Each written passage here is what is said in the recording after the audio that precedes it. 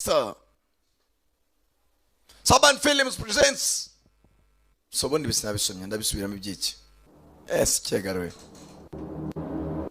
Blowback in the free.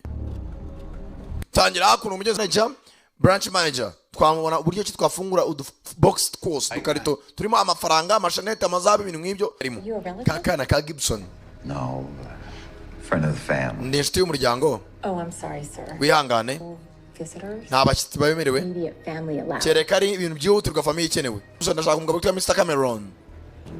I have some information for him. Mfite amakuru ye akeneye. Ajyanye n'iki? Ntari ibintu biyibwe muri iyi minsi. Sasa yere ukuri amwabatanya tugafashanya. I have information about that item. Mfite amakuru yari yabora yatwe. To Mr. Valenti. Ndashaka wowe umuzanira kwa Valentine. My client list is strictly confidential, Mr. Gibson. Yumva uriya no umukiriya wanje ku ruhande nta nubwo ari umukiriya rusange.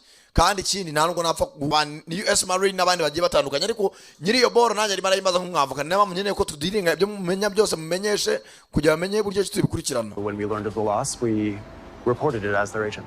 Nk'aba agent mugomba kumbwira ibyo mumenye byose nkandanye ngamenya uburyo nkomeza gukurikirana ikirego. And what's the holding company again? Argent company twinguki? Argent International. Have you heard of it? Mwegeze muyumva cyane. Probably read a recent write up in the wall. Kugarira varisi yawe yibwe muri bank. Case yawe. Gute?